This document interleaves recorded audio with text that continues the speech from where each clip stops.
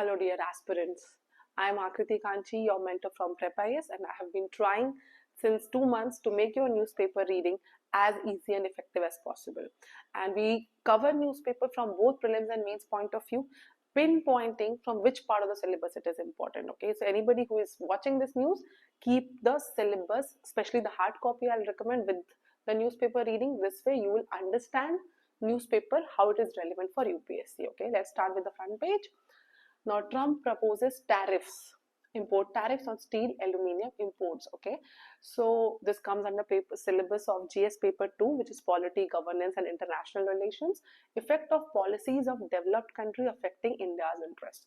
So now Trump is proposing tariffs on steel, aluminium, which might affect India also, because this will lead to trade war. Okay, so trade war will have consequences for all the countries in the world. Okay, so this is important for us, this kind of duty. And India is also, with the 5th largest importer for USA in aluminium and 9th largest in iron and steel. So we'll also be impacted about it. So you should know about these things, what is happening. Let's move to the next article. So Aero India is the Kumbh of research, says Rajnath Singh. So this Aero India event, is taking place near Bangalore. Okay, so it comes under GS paper 3, Indian economy. All industries are important. Defense sector is very important from export point of view, because India is trying to increase its export, which will have impact on our balance of payment, right? So defense minister has said that between the last edition of Aero India and now, India had come up with many high-tech products, like Indian high-tech products. Names you should know from prelims point of view: Astra missile, new generation Akash missile, autonomous underwater vehicle, unmanned surface vessel, and the Pinaka guided rocket, which were manufactured within the country. Okay, so you should know these are Indian made products. Let's move to the next article. Right, now this is important. Maharashtra moved to stop funding eggs in midday meal sparks concern. So this comes under GS paper 2, welfare schemes for the vulnerable population by the center and states. Okay, so a midday meal is a very important scheme. Okay, and so Maharashtra government is trying to withdraw some money out of it, which has sparked criticism. So Maharashtra spends 0.04% of its total expenditure on Pradhan Mantri Poshan Shakti Nirman Scheme. PM Poshan Scheme is important for your syllabus. Okay, which provides nutritious food to school children. Okay, so go and whenever Poshan Scheme comes anywhere, please learn it properly. National Food Security Act 2013 mandates a daily protein intake of 12 gram for primary level students and 20 gram for upper primary students. The midday meal scheme was envisioned to bring children to school, so that if you provide them lunch, they'll come to school, and it will increase the enrollment, solving the problem of enrollment as well as the malnourishment. Now this scheme was later merged with PM Poshan Scheme, which is centrally sponsored scheme. You should know what is centrally sponsored scheme. Both center and states play a role and fund it, right? So center was bearing 60% of cost and state was bearing 40% of cost. Okay, so this kind of schemes are important for UPSC syllabus. Let's move to the next page. Yeah, so this India as a bridge between the global north and south. This comes under GS paper 2, India's foreign policy, how India should stage itself in world arena. So recently in Pravasi Bharatiya Divas, our Honorable PM said that today's India not only firmly asserts its own point, but also strongly amplifies the voice of the global south. So he is saying India is becoming the leader, or is the leader of global south, right? But unlike the non-alignment movement, which was an alternate of Western powers, we are trying to create an independent entity.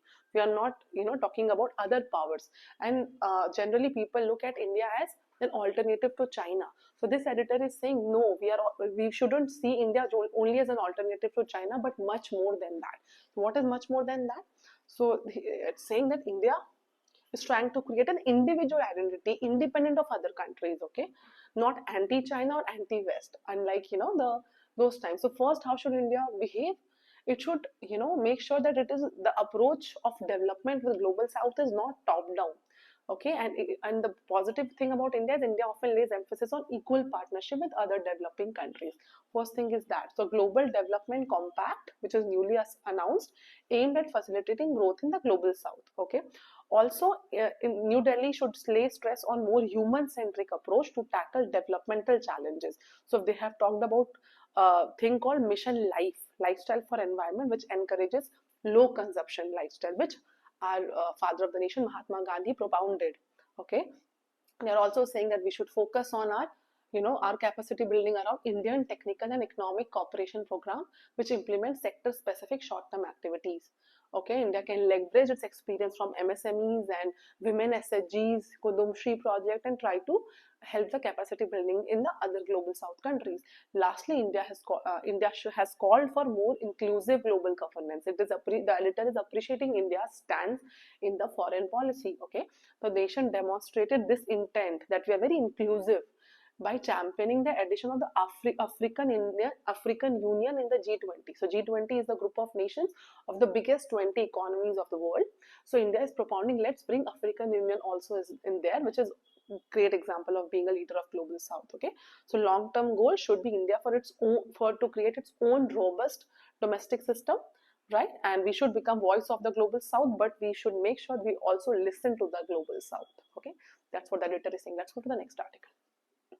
This article will you should know about it, that Uttarakhand has the first state in India which has brought uniform civil code governing various aspects of life. It has created a portal in which all kind of registration of marriage, divorce, and everything should be registered, their birth and death. Okay, so it also mandates compulsory registration of live-in relationships and criminalizes those engaged in unregistered non-marital.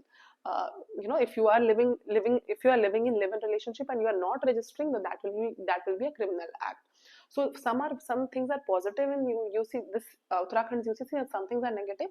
The positive is that the children born in live-in relationships will be considered legitimate, right? But the negative is it is interfering in the privacy of people. Okay, it is talking about here that it is interfering. The Uttarakhand UCC erodes sexual autonomy, which is part of privacy, and reinforces state and social control of individual sexual choices. So there are these issues in Uttarakhand's UCC. Next article. This article can come under GS paper 1, salient feature of Indian society, and also GS paper 2, UCC is part of article 44 in India's constitution. You should know that. Now, Maharashtra, state of uneven growth. This article is talking about how, as a developed state in Maharashtra, some parts are booming and some parts are left behind. Okay, this comes under GS paper 1, regionalism, where regional issues come forward. Okay, so it is talking about, well, cities such as Mumbai, Pune, Thane are global commerce hubs, whereas Marathwada, Vidarbha are poor, underdeveloped, facing farmer suicides, rural discontent, etc. So this recent Niti Aayog reports says that in districts such as Pune and Nagpur, only 3 to 4% of population is deprived. Only 3 to 4% in bigger cities, whereas in Vidarbha and Marathwada, 10% of the population is multidimensionally poor. Okay, so this Marathwada's underdevelopment is compounded by lack of industrial infrastructure. They don't have that much of industrial infrastructure. They have agricultural distress, limited irrigation facilities, erratic monsoons, and reliance on cash crops, which are sensitive to climate fluctuations. Okay, so lack in regional development, unequal regional development is important for us. Okay, let's move to the next article. This article, the previous one, here 5 things are mentioned for justice. What are the schemes, how government has changed the budget in these schemes. We'll not look at the data. I just want you to look at as a structure of your judiciary's answers. Like one of them is, justice related schemes. So one of the area is modernization fund for the state police force. So if justice related schemes or justice related issues are being discussed in question, first parameter will be modernization fund for state police force. Second will be modernization of forensic capacities, that is diagnosis of how things happen, who committed a crime. There is research around it, right? Third is NALSA, National Legal Service Authority, which helps people to get access to justice in cheaper manner or in an affordable manner. Modernization of prison is part of it. So police, forensic capacities, NALSA, prisons, and development of infrastructure facilities for judiciary. This is 5 structure you can use in justice related questions. Okay, how India is faring in this part. Exact data is not required. Let's go to the next article. So this is talking about PM internship scheme pilot project. You should know about PM internship scheme, which was launched in last year's budget. Okay, students benefiting from credit guarantee for scheme. Okay, so it gives guarantee for education loans availed by students without any collateral security. You should know about these schemes. So this article, what has the budget offered scientists? So how this comes under GS paper 2, how government, center and states efforts in development process and how they are working in the development of certain sectors. Okay, so several schemes of research and development is talked about. In this year budget, they have announced 20,000 crore for Department of Science and Technology and towards research in the private sector. This is dedicated fund of 20,000 crore is part of 1 lakh crore fund. Okay, and Department of Science and Technology will be the nodal ministry of this research fund that government has announced in this year's budget. Okay, they have talked about several schemes like National Geospatial Mission and how they want to implement the National Geospatial Policy 2022. They have talked about biotechnology sector. They have talked about, this article is talked about bio right scheme to foster innovation, promote bio-entrepreneurship. It's also talking about bio E3 policy, which will be fostering the national manufacturing mission. These missions are important. Okay, the national mission on high yielding seeds will also benefit from this research, because India tend to import a lot of edible oil from outside. So this high yielding seeds, we have to work upon it, right? So green hydrogen mission is important. CSIR's Jigyasa program, Atal Tinkering Lab, STEM education, seaweed mission and learn and earn program empowers women, right? Central government's ambitious program to enhance the share of nuclear power to 100 gigawatt. Small modular reactors. As per International Atomic Energy Agency, small modular reactors are nuclear reactors with a power generating capacity of 300 megawatt or less. Small modular reactor is very important. It was announced in this year's budget. You should know what is the definition. Less than 300 megawatt. Those nuclear reactors. Okay. It's talking about the other schemes like but it is saying a negative, that the basic science, science and curiosity kind of schemes have not been given required fund. The budget infuses significant fund for science and technology, but the allocation for Department of Scientific and Industrial Research is nominal. So curiosity driven science is not given major priority. Okay, it is given money for the mission mode things, which is priority of the government, right? So but a developing country which has less resources, this becomes a problem for the country, that it doesn't have a lot of funds. It has to make sure that it is directing towards the right things. Okay, it will also amend Nuclear Liability and Damage Act to invite a lot of nuclear power, France and other countries, so that they invest in a nuclear energy. Okay, so these are the schemes that you should know. And SIDBI is also given fund to to promote the deep tech ecosystem in area of AI and all these things. So that you should know all the schemes of India's status in research and development area. Let's move to the next article. Yeah, so only few things we'll take. Self-reliance push drives Indian defense industry. This is said by our defense minister during Aero India thing. This comes under GS3, economy, defense industry. Okay, so what government has done recently around defense sector and to promote defense export, we should know. So we have there has been establishment of industrial units in the defense industrial corridors, which are set up in Uttar Pradesh and Tamil Nadu. The defense testing infrastructure scheme was introduced to provide financial assistance to the aerospace and defense sector, and they are trying to make India defense export nuclear. Okay, over 500 MSMEs are working under the aegis of Innovations for Defense Excellence, IDEX. So these are the things you should mention if question comes around government's measures in the area of defense sector or export. Okay, so this is just one example. India UK signed several agreements to strengthen defense cooperation. So this comes under GS paper 2, bilateral relations between India and UK. The UK announced the formal launch of the Defense Partnership India.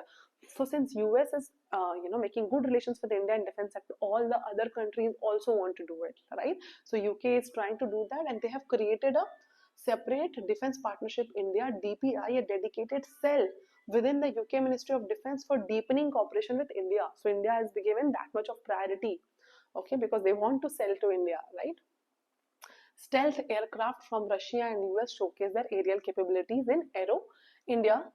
So it is more important for prelims information. So most advanced 5th generation fighter aircraft in the world on the inaugural day of Aero India from both the two big countries. Russia Su-57, which was making its debut. The Russian Su-57 was developed by Sukhoi Design Bureau. It is Russia's first operational stealth fighter, right? The other is US F-35 Lightning II, which took to skies, and it is developed by Lockheed Martin. So the F-35A of US is the newest 5th generation fighter of US Air Force. Okay, so you should know Russia's Su-57 and F-35 of US. It can be ours, which belongs to which, right? And they are trying to display in India so that India buys from them. Okay. Now, this is important. Recently, Modi arrives in France for AI Summit talks with Macron. So we know about it. This AI Summit is being announced, AI Summit on Safety, which was first held in UK in 2023, South Korea in 2024, and Paris in 2025. Okay, so this is third in series on artificial intelligence, the AI safety meet, and our Prime Minister is going to talk about the voice of the global South on AI related issues, and they also are reviewing the 2047 Horizon Roadmap for India-France strategic partnership. A new consulate at Marseilles has been formed, and Mr. Modi has visited International Thermonuclear Experimental Project, ITER project. You should know what is ITER project, International Thermonuclear Experimental Project. It's a large-scale nuclear fusion.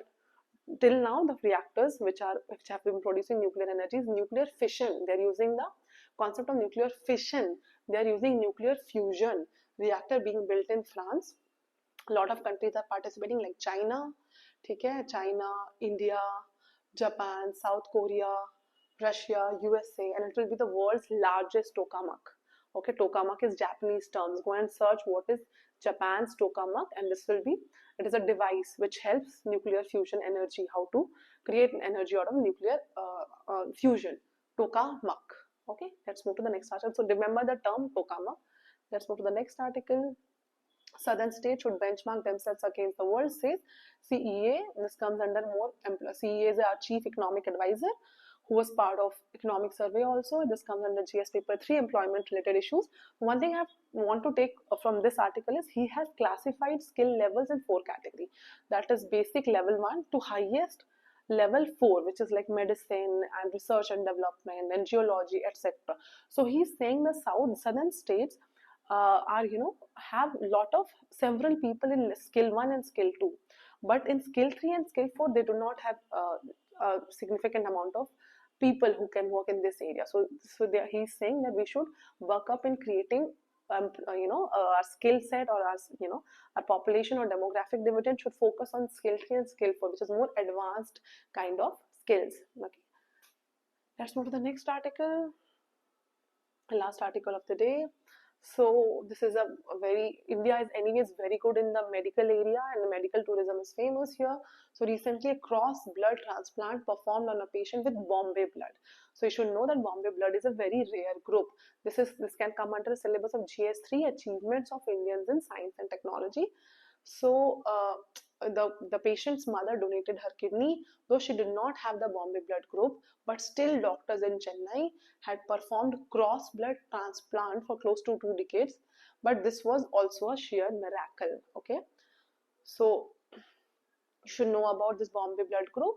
This blood group is a rare blood group first discovered in Mumbai in 1952 by 𝐿𝐿𝐵. So Bombay blood group is different from common ABO blood group because there is absence of H antigen in the Bombay blood group, which you should know. Okay, which is the fundamental building block for the ABO. What is the fundamental block for ABO is absent in Bombay blood group. Okay, so in normal individuals the H antigen serves as base structure, but is absent here. So its prevalence is very less. Bombay blood group 0.0004%. Okay, so this much is sufficient for this article. That's it. Thank you.